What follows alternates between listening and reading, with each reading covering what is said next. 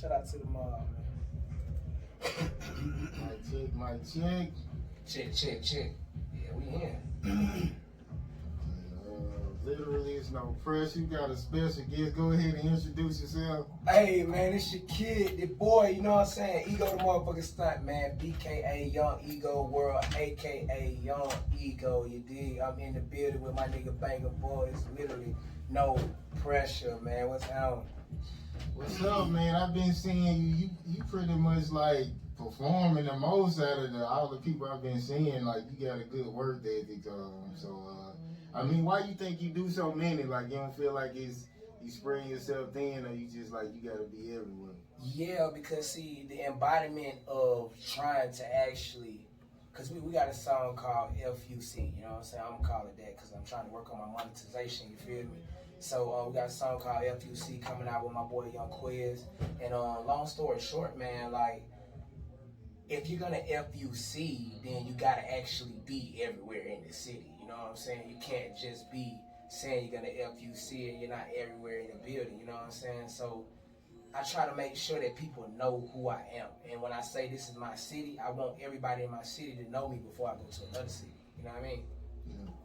Okay, so yeah, well, I guess where you like originally from? Like what part of Atlanta? I'm from Zone 3, Pittsburgh, the community, you know what I'm saying? I have stayed in the apartments as well, but I'm from Pittsburgh, the community. That's the Zone 3 area of Atlanta, Fulton County, 30316, you know what I'm saying?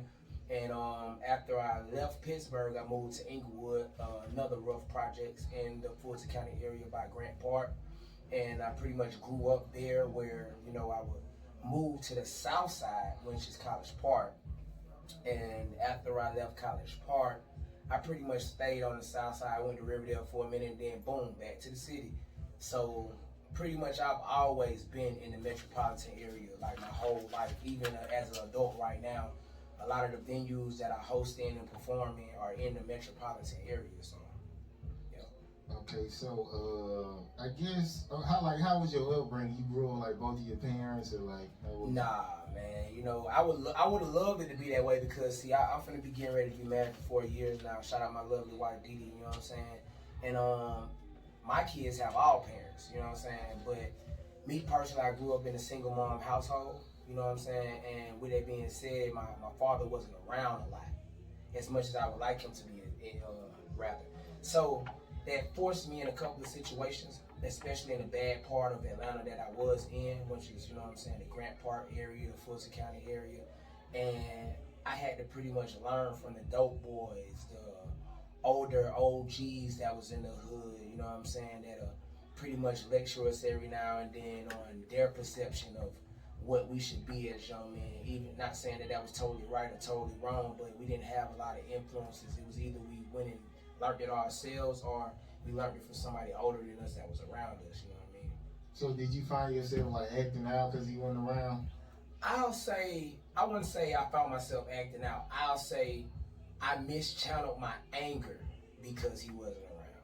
Because it was times now as an adult and now that I have my own 5 kids, it was times that now I can see, okay, I made these decisions because I was angry about the surroundings that was around me at that time. And he was one of the factors in that, but I was also going through turmoil, poverty, you know what I'm saying? So it was still traumatization from another level of just being a young boy without a man in the household. But you know, that is a big factor. I believe all sons need their fathers, you know. They need somebody to look up to, you know what I mean? Because I had to end up seeking people to, you know, pretty much be my mentors. And then that's not always a good thing because that doesn't mean you always go looking for the right person to be your mentor, you know what I mean? And then I'm just real to just say it, you know, a lot of people ain't gonna say it. I'm just gonna say it, you know what I mean? Like, a lot of times we cling to the person that we feel like is doing right, and they could be doing all the wrong, you know what I'm saying? But, you know, when you got somebody that's indulging bad behavior because they have their own demons, that's a whole nother subject, whole nother topic right there. So I really just say I mischanneled my anger. I was a very angry teenager. I was a very angry young man, you know what I'm saying, at one point in time in my life, and I mischanneled it. And if he would have been around, you know, to grab me up real quick and say, hey, look, You ain't gotta do this way. You can do this way. You can go punch a punching bag. You ain't gotta punch this person. You know what I mean? That all that would have played a better part in me becoming a better man, especially for my son right now. Okay, so what was like one of the most traumatizing besides I guess your dad not being there, like something that you seen, like you seen anybody get shot or Oh yeah, man. I seen somebody die in front of me. You know what I mean? You know, as a child in the Atlanta metropolitan area, anybody from the Atlanta metropolitan area, they'll tell you, you pretty much can walk or martyr anywhere. So, you know, we were children. We didn't have jobs. I mean, we had little hustles. We'll go take out the trash for 50 cents, $1, or whatever like that, get a little chump change to go to the candy lady. But we didn't really have money, so we walked pretty much everywhere. We walked in groups because that's how we was raised. You know, you walk with more than one person. You know what I mean? Because we was always taught somebody could snatch you up. They just now start preaching that now because of the sex trafficking and stuff like that. But we was always taught at a young age, hey, you better take somebody with you. You don't want to get snatched up. You know what I mean? That's what the older heads and aunties and your grandmas and stuff would say. So, you know, we went on one of our escapades. You know, we went to Summer Hill. That's another community in the Zone 3 Fulton County area. We went to Summer Hill, and it was a gang shooting. You know what I'm saying? And I watched somebody die at the park in Summer Hill on the bench. You know what I mean? R.I.P. to Joe, you feel me? R.I.P. to Little Joe, you feel me? R.I.P. to Mario as well, you feel me? okay, well, so what's like your biggest lesson that you learned, your biggest blessing? Well, my biggest lesson that I done learned is that you have to speak things into existence. Even if you don't, if you totally believe them, you have to speak it into existence. Because if you don't believe them, you're doubting. And doubts, that creates a whole nother fear. So what I done learned so far is speak things into existence. A lot of the stuff that I've always wanted so bad, I spoken into existence, I didn't even know it. But I did, you know what I mean? Biggest blessing, I would say my baby girl Legacy, my 3-year-old, she just turned 3, excuse me. She is so smart and intelligent, and she's so observant. And, you know, I didn't realize, you know, when she was born how much of a blessing she was. But when I tell you, like, she saved my marriage, like, you know what I mean, she brings my family closer together. Other people love her so much that it brings them closer to us. Like, you know, I've never met a human like her, you know what I'm saying, until I met my daughter. So, like, yeah, my baby Legacy, she'll probably be my biggest blessing, you know what I mean? Okay, so which one of your kids is like you see them the most of yourself and them? No lie, my son Cameron, because I used to do stuff like he do, but I mean it was kind of different, but it was different times and ages as well. Like I used to take stuff apart and put it back together. Like he does that, but like man, he'll be in there and be there invented something, or like man, he'll get in there and start cooking, and you know we watch cooking shows in my house. We watch home HGTV in my house. So he'll get the building stuff. He'll get in there, get the cooking, acting like he in there with Bobby Flan. You know what I'm saying? I'm like, come on, son. Look, ain't nobody in here watching you, man. You can't just be doing that. But like, it's inspiring as well because it let me know that he actually pays attention to stuff, and you know, it makes him curious to want to try it, but not in a bad way. You know what I mean? Like as a kid, they'd be like, don't go in that creek back there. There's snakes back there, and me and my friends will still go back there. Just see the snake. Yeah, you know what I'm saying? But see, what he'll do is, you know, and I can see it, like right now, I can tell you his action. He will build a bridge, find the snake patterns and see where the snake been at, and he'll hunt the snake. You know what I'm saying? While we was just going back there just for the thrill of, man, the snake could pop out. Let's see, you know what I mean? He'll go back there and like, on some National Geographic, just trying to track the snake and stuff like that. And I'm like, son, like, what you back here doing, man? You know what I mean? Okay, so what's like the realest song you ever wrote and why? The realest song I ever wrote was for the legislative breakfast. That's when I was going to Crim High School. I had to go to Crim, and I was a troubled youth, so I had to go to Crim High School to recover my credits. And during that time, I met a wonderful staff of teachers that actually cared about students and things of that nature, and they valued the students that like to do music. They gave us a whole platform inside of the school to do music, and it was weird because it was an alternative school. But throughout that, I wrote a song called We Made It. and that song was supposed to be kind of like a classroom assignment where everybody made a song and it was supposed to be positive and we was gonna do it at the pep rally. But the pep rally ended up getting canceled. You know, you can all know why. It's an alternative school. Somebody, of course, got to fight that week. Pep rally got canceled, so I didn't get to do it at the pep rally. But at the time, I was in a black organization called the Ivy League that was hosted by the NCAAP. You know, I don't know, I probably said that wrong, but it was them. You know what I'm saying? They had this program called the Ivy League, and the Ivy League had black men, black women, young black men and women at that, and we all were there. You know, pretty much displaying our talent through art, through dance, through rap, and they heard the song. They took me to the legislative breakfast. I performed in in a venue with over 100 plus people. I brought 13 of my teachers. I brought 10 of my family members at tickets that was $50 a piece. I didn't pay for none of them. I get there, my music was messed up. They couldn't even play my music. Like, this is no lie. Everybody in the crowd clapped for me on beat as I still did the whole song. I still did the performance. And they never, ever really heard the original version. But the messed up part about it is nobody got it on YouTube. So, like, I can't even go dig that performance footage up or nothing. All I got is the people that was there, the people from Crim that was there, and the memory that I hold. You know what I'm saying? Maybe some Facebook stuff, but I ain't got nothing visual for that memory. And that peeves me every time I talk about this story. Because that was real iconic for me. That's the first time that band, anything other than band, put me in front of 100 plus people to display my talent. You know what I mean?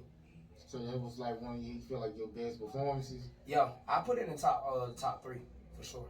I put it in the top three. Yeah. So what made you get sent to alternative school? Fighting. You know, unfortunately, where I'm from, gangs is a big thing. You know what I'm saying? And I never felt like joining a gang was something I needed to do for protection. So at the time, Atlanta, and this is before the big Crip and Blood wave, at the time, Atlanta, we didn't really necessarily have gangs. We had cliques. Now, the older people, they used to talk trash. They'll call them the ABC cliques. You know what I mean? But pretty much that's what it was. You would have your clique with an acronym or whatever your clique stood for. And that's what we was doing. So when I was going to Southside High School, I was a laser, by the way. You know what I'm saying? When I was going to Southside High School, I got into a big gang fight. You know what I'm saying? And again, I want to emphasize, we wasn't Crips or Bloods, you know what I'm saying? But because we were a clique, they, you know what I'm saying, organized us as a gang, which they're not wrong for that. You know, I guess would be the politically correct term, you know. So that fight sent me to alternative school, you know, and I had to basically finish out my term there so I'd be able to march with my class, you know what I mean? Okay, we're gonna talk about King Von. Okay, so I guess what's your thoughts on that, man? Because it's like I guess every couple of months or every few months it's like a rapper who got some big influence. They end up getting shot or killed. Like, what's your thoughts on that? First of all, you know, I'm gonna take time. You know what I'm saying? You know, I know we doing this interview. Shout out to Bangem, but I'm gonna take time out of myself to just take a moment of silence for King Von, R.P. King Von.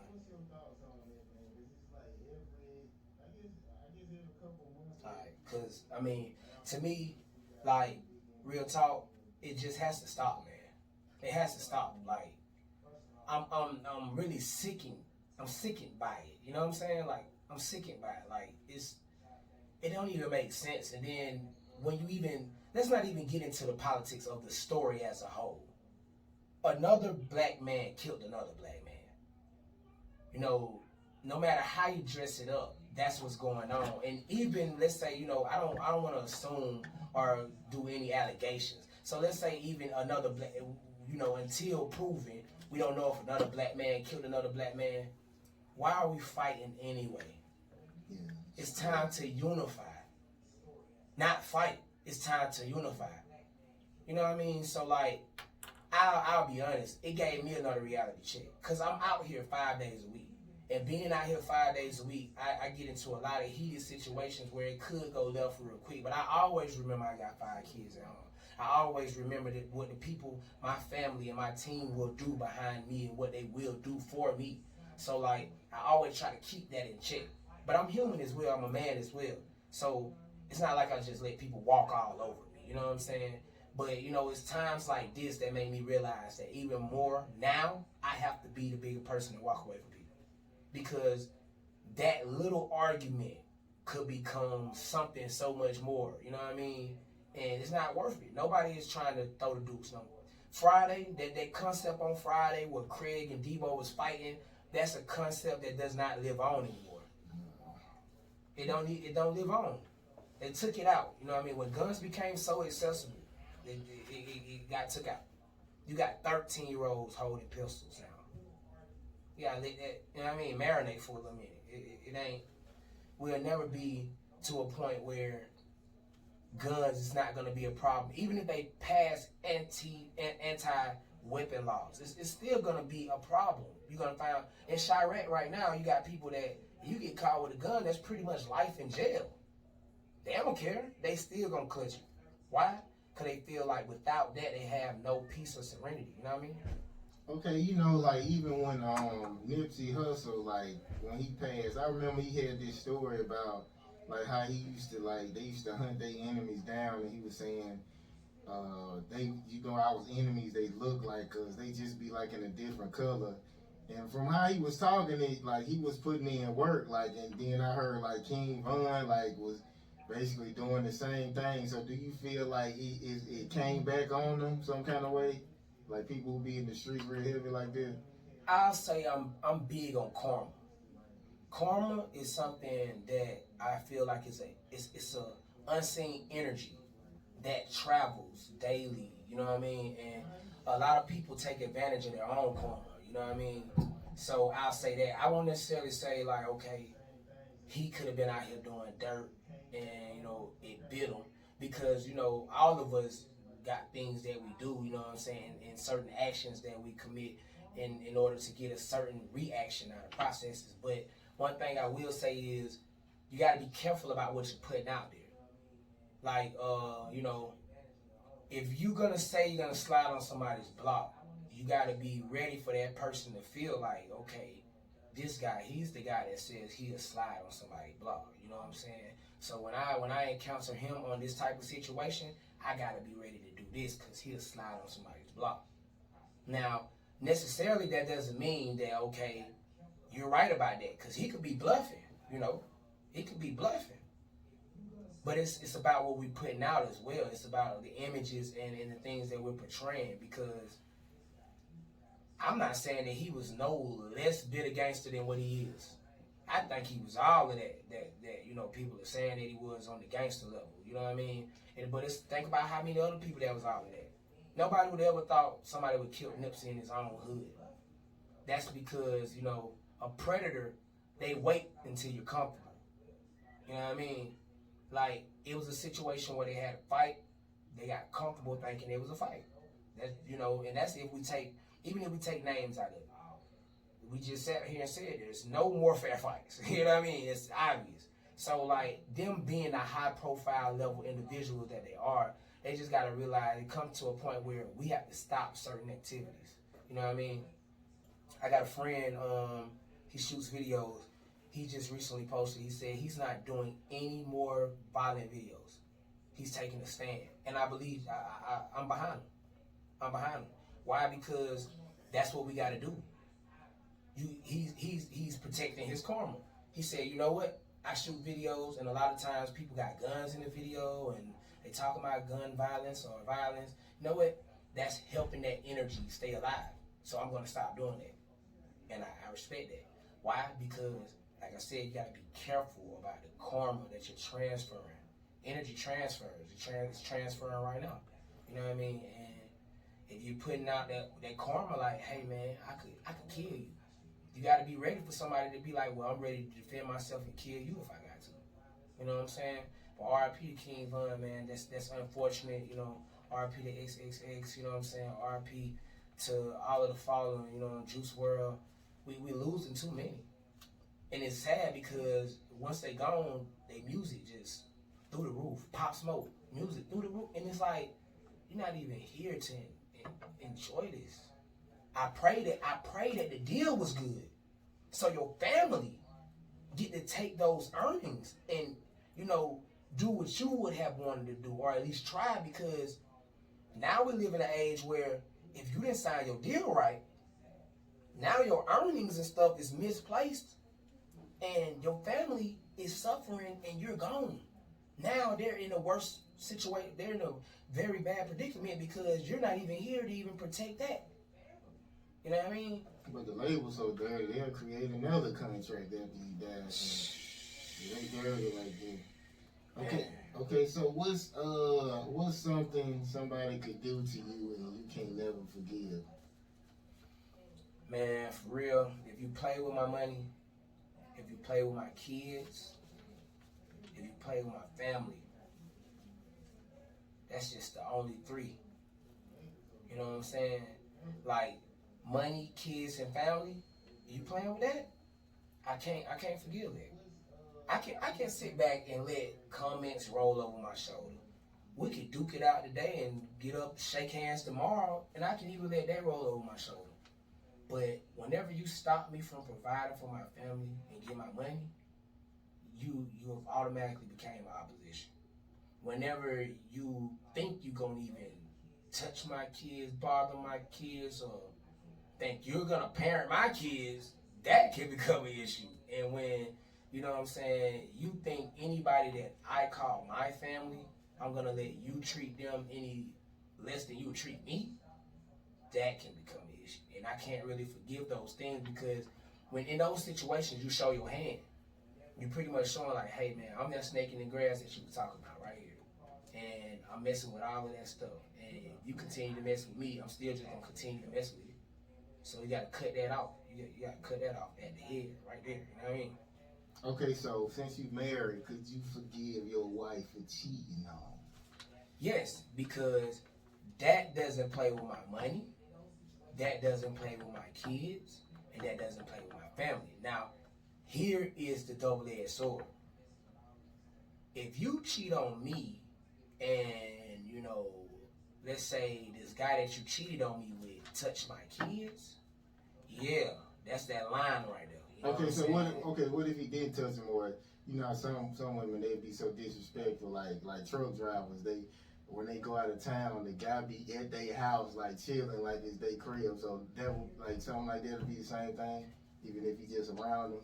No, I ain't that petty because long as you don't cross that line, cause like okay, we grown, you know what I'm saying. So as keeping it 21, you know what I mean. Okay, if you move on, you move on. Or if you commit your sins, you doing what you're doing. But like, if my child comes back to me and say, "Hey man, this man came in my room," you know what I'm saying? Now that's that line, because you ain't necessarily do nothing wrong by going in their room, but dude, that's a little weird. Don't go in my kid's room, bro. You know what I'm saying? Like now that right there, that's something that has to be.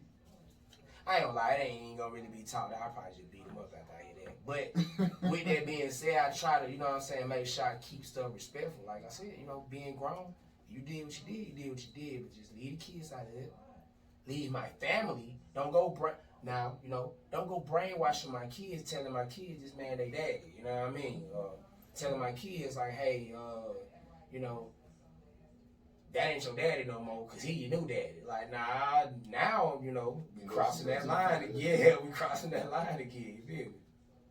Okay, like in the the 48 laws of power, saying like to destroy your enemies, you gotta be willing to do whatever they'll do. So I guess snitching is a part of destroying your enemies. So why do you feel like we as black people don't feel like that should be a part of it?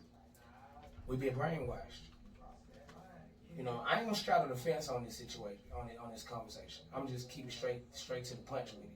And keeping it 100, we've been brainwashed. We've been brainwashing into believing that if somebody has wronged us and we don't handle it ourselves and we tell somebody else, that's snitching.